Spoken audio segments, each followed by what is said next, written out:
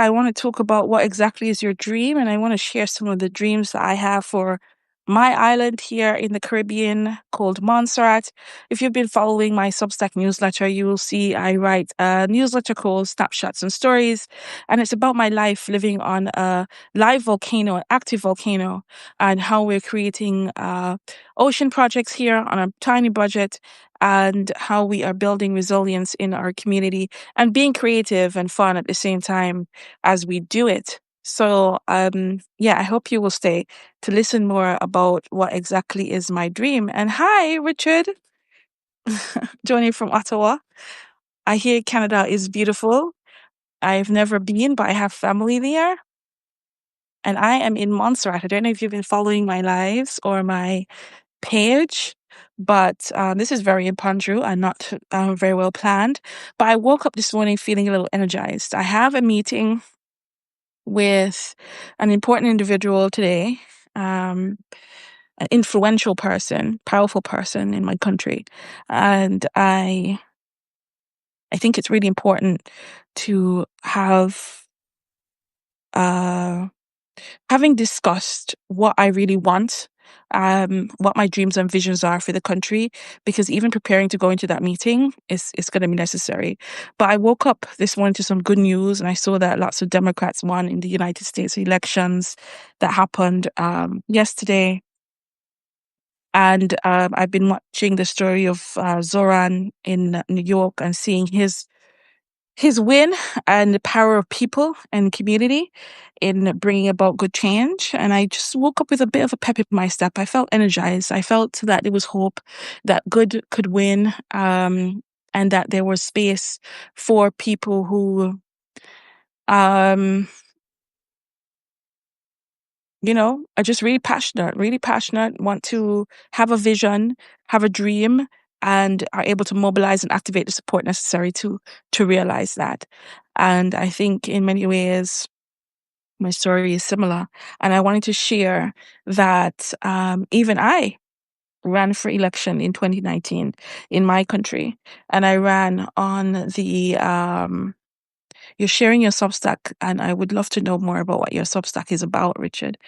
And even if you just stumbled upon me, or if you've been following my newsletter. But yeah, so in talking about dreams, I was sharing on Substack notes recently, that most people don't really know what their dream is, what their vision is, their purpose is, um, and even how to go about achieving that.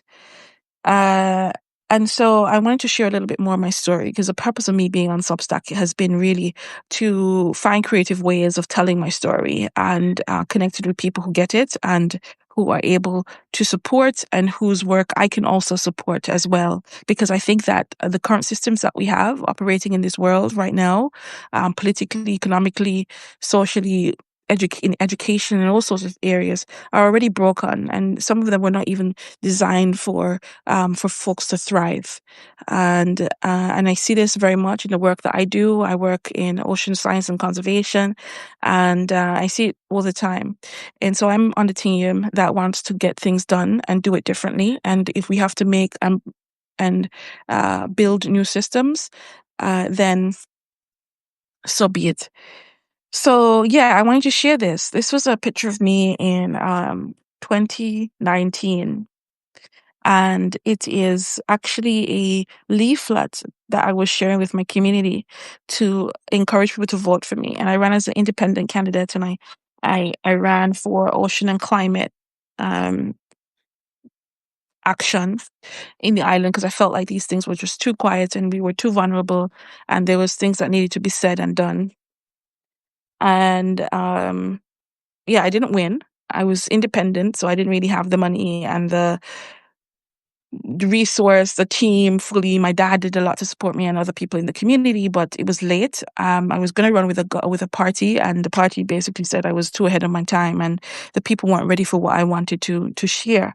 So I thought that doesn't make any sense, and I prefer for people in the community to tell me that they um, don't want me, or they're not ready to hear what I have to say. And I'm not into dumbing things down for people either. I think that we're all very capable of understanding what the challenges are, the issues are, where we want to go. And so let's just make it happen. And in that time, I actually wrote at the back what my vision was for the island. And I said to people to keep this card and see if I could keep my promise. And that was in 2019.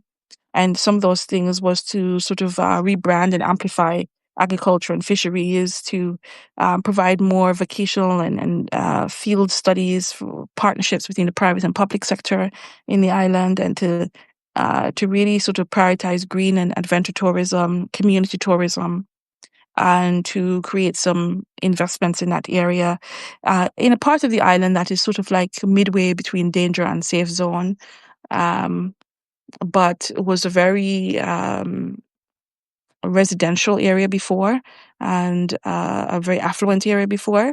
And there's still lots of beautiful lands and houses down there, but they have been abandoned and broken. But I think that there is opportunity for us to rebuild something new there. Um, and yeah, so that's something I wanted to explore. Really supporting the STEM education or STEAM education for young people, so science, technology, engineering, art, and mathematics, and creating wellness clinics on Montserrat where we could really focus on cultural diets and mental health resilience, and supporting our renewable energies as well. Because I don't know if any of you have been watching, but again, we're in this situation in the region where we're feeling the impacts of our changing climate, and various environmental threats that are hitting the islands, who already have many challenges, right? So we have social, economical challenges in regards to the infrastructure, and housing, especially access to insurance, and um, a number of things, which means that as these threats, these storms, for example, get worse, then we have we have we are particularly vulnerable. And if you watch the news, you will see what's happening in Jamaica right now. A Category 5 hurricane hit, and half of the island, maybe on the western side, maybe less than half, but a significant amount of the breadbasket of the island. So 70 to 80% of that island has been severely hit, and there's going to be issues now economically. It's going to throw the country in a in a tailspin, and there are also issues now with regards to food security, because that part of the island was the island's breadbasket. So climate change is a big deal. It's a big deal for us, and even if you don't believe in climate change, um, we can look at it in different ways. So it's either doom and gloom and be worried that our reefs may not last another 30 years. And if we don't, we may not have the fish, and Caribbean people are living off a tourism driven economy.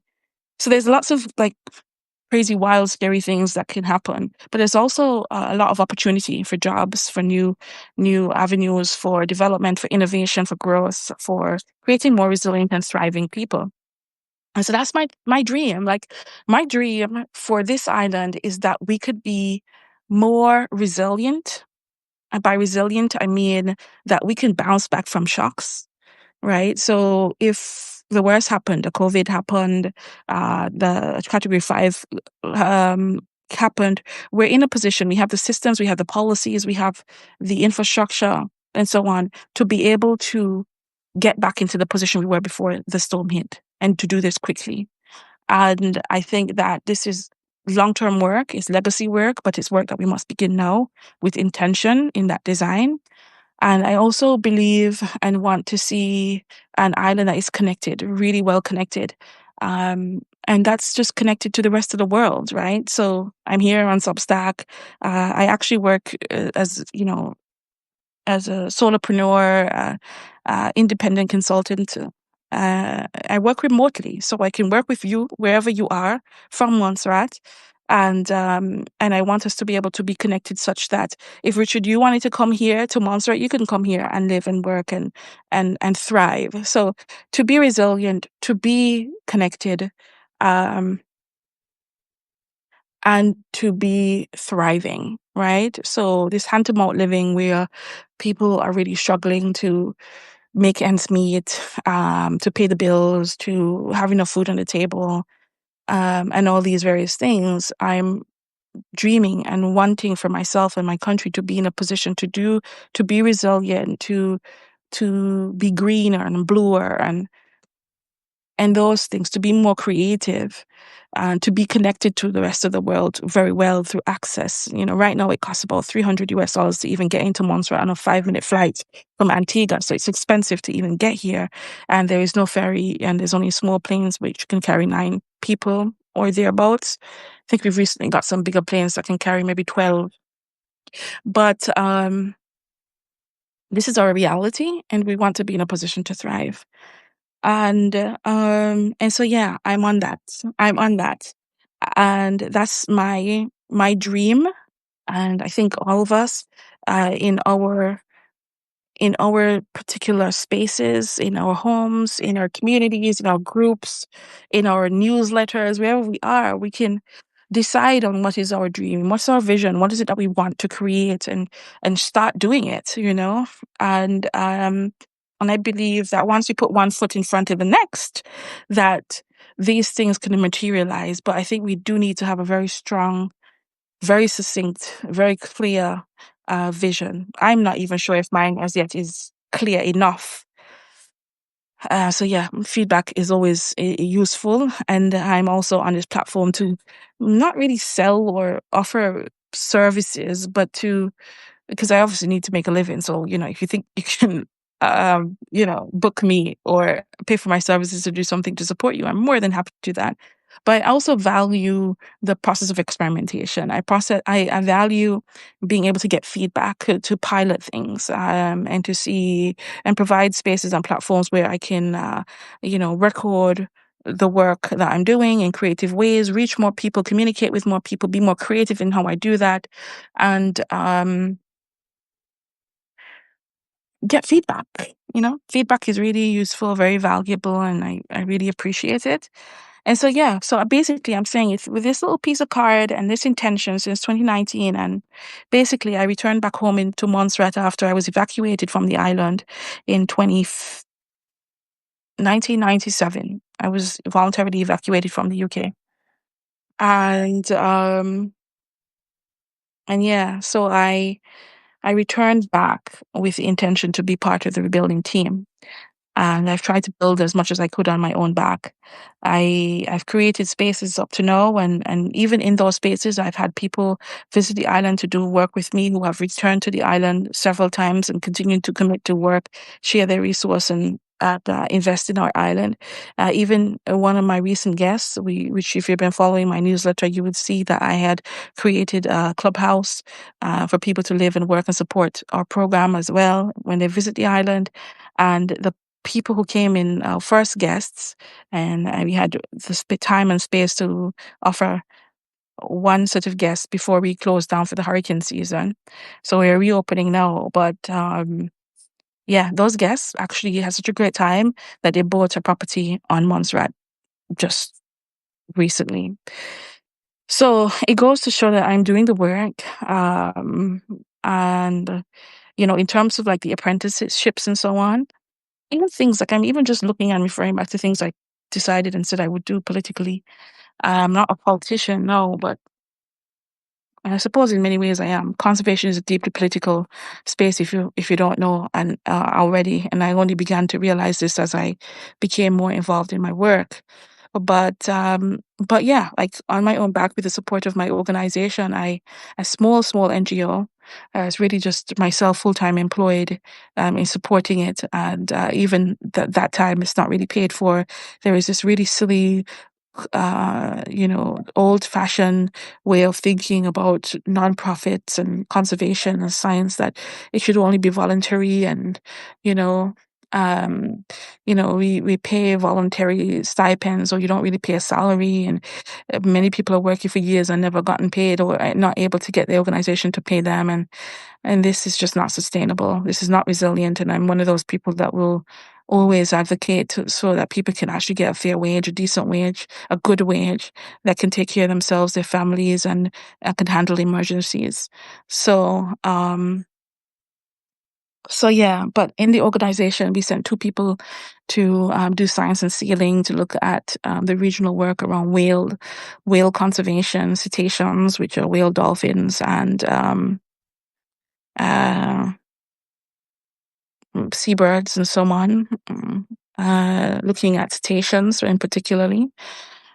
And yeah, in tourism, I also led a project to coordinate the environmental stewardship program here in Montserrat, which is a program which is really looking at building community activation, community involvement in terms of how the community can better support us, put monies in our pockets, create jobs and skills, but also how we can do that for our visitors, and our visitors can actually participate in these community activities as well. And also one of the commitments I made that I'm still working on is with regards to the science and tech, engineering and mathematics capacity of our young people, and in general, really trying to support the scientific capacity of the island. And that's because I know very well what it means to come from a family or from a background where you just don't have the means. You don't have the means to go and do the science abroad, or to do swimming and diving, or um you may be a mom. You may be a mom, a single mom like myself, who wants to go and further their studies, but and has the capacity to go and further their studies. But what does it mean to actually do that? What does it mean to be well in doing so, to be supported in doing so? And so there's a lot of work to be done around that space. And in my organization from January, we're going to run a STEAM program as well for 10 of the most dedicated young people. That is going to really set the foundation for them to get involved in marine science work and conservation and research as well. So we have uh, a whole plan around that, and we're currently out looking for sponsorship and support to kickstart that program, which we intend to be successful and to be embedded in our community and in our education system here as well, one way or the other. And yeah, like Montserrat at the moment, we have began digging for, let's see, that's the wrong word. We've begun exploring geothermal energy. So we are volcanic islands. There's a lot of heat at our core, and we're trying to tap into that to create green energy. And I am a supporter of this. I'm actually, around COVID, I was part of the Green Energy Task Force that was looking at how best to move Montserrat forward towards its 2030 goal to be 100% renewable. I'm happy to say that the wells for our geothermal exploration have begun to boil again, and we are currently exploring what it looks like to have geothermal energy on the island. Can we achieve that, and how do we financially and sustainably manage that? So yeah, there's a lot of climate resilient type work without us calling it climate resilience work, but yeah, I suppose for myself, I'm hoping to be certainly more involved in our climate resilience work, to be able to advocate, to connect people, to really share our stories, to be able to collect data, to be able to put together and develop projects that last the test of time, and to really consider our future generations in this work. So that's me. That's what I'm up to. That's the big dream. And in all of it, I want to make it fun, light, and creative. And maybe if you look at my Substack, at my newsletter, you will see how I began to share my story. Um, I have been somewhat sort of overwhelmed by the idea of actually writing a book. Like, I don't think I have time and the focus right now to write a book, but I do think I want to share the story. So I'm doing it in fragments as it comes to me, as different phases and chapters of my life are in motion or have closed or wrapped up. I am beginning to tell those stories, and one of them is Jason's zine. So you can see Jason's zine on my newsletter. Um, it's the last one that I wrote. You can also go to my website, vetawade.com, in publications, and you will see it's the second one down. You will see Jason's zine there, and you can get a free copy. And that begins to tell you the importance of the work that I'm doing here, the importance of getting people locally to take care of their ocean backyard, to be able to collect data to define who can take data, how we take data, and what story we tell, and how we tell. And also, yeah, scientific papers and scientific academic stuff is sometimes just not working for us, right? It's just not working for us sometimes. I don't think it is really landing where it needs to land. And as a result, we're sometimes slow to see the changes and the impact of all the investments, time, skill, knowledge, and money that has been put into some of these research papers. So, so yeah, basically that is what I have been doing. What else? So another thing is I'm inviting you to create, I'm inviting you to get creative, for us to experiment together, for us to be, to dream big and to believe those dreams could come true. And I have also created another zine slash journal for 2026. And if you go on my website again, vetawade.com/publications, you will be able to get and buy a copy of that. And for my Substack people who subscribe to my Substack, I'm going to be sharing a free PDF version of this journal and zine. And it's a tool, it's a creative tool. You can use it for strategizing, for team building, for creating together in your team, in your nonprofit, in your community, even individually, to help solve problems creatively. So there's a number of invitations to create, um, you know, solutions that work and that I could testify and account for, because they have helped me, especially in some of my deepest, darkest, challenging spaces from 2023 till, just 2025 even. And I still refer to this as a guide to support me. It has helped me do practical things like create speaking decks and consultancy decks in fun ways to help me get my story right. What do I really want to focus on? Who do I really want to work with? What's really driving my values? What's my ethical stance on certain things? How do I decide on partners, collaborators, and so forth? Like, who has priority access to me? And also, what else? It's just a fun place too. Like, I take a lot of photographs.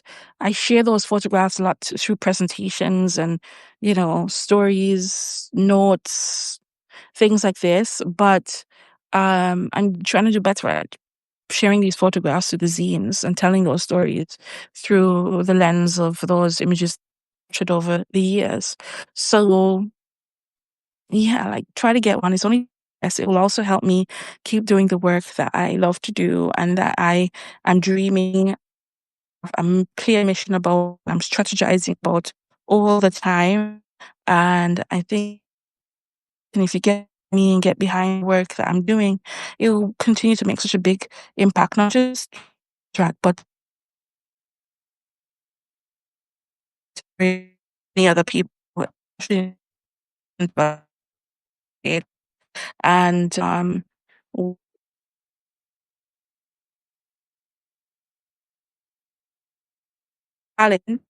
we do more. There's be learned that even yourselves and your opportunity, we need to unite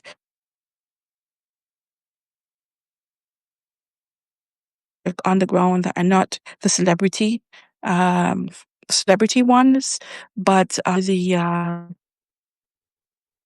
real actionists. So please go ahead, go my website, check out my Substack. I have actually a newsletter that's going to come out this week, and I will be sharing again the invitation to create with all of my subscribers. And if you can pay and donate to my newsletter, and if you can pay for the invitation to create, then please do so. If you want to work with me one-to-one as we go through it and I can be your accountability partner, then that's also good. And Yeah, you can also ask me anything. That's also my website. Just look on it if you're interested in, you're a creative person and you want to see how you can make a link into ocean climate work. Also reach out to me. I'm sure I know how or who or where it may be possible. And if I don't know, I know who may know. So that is something that is on offer. And I just really love being in Substack community, in my newsletter community, and I'm just asking you more and more to do show your support, continue to dream, believe that those dreams can come true. Bye bye.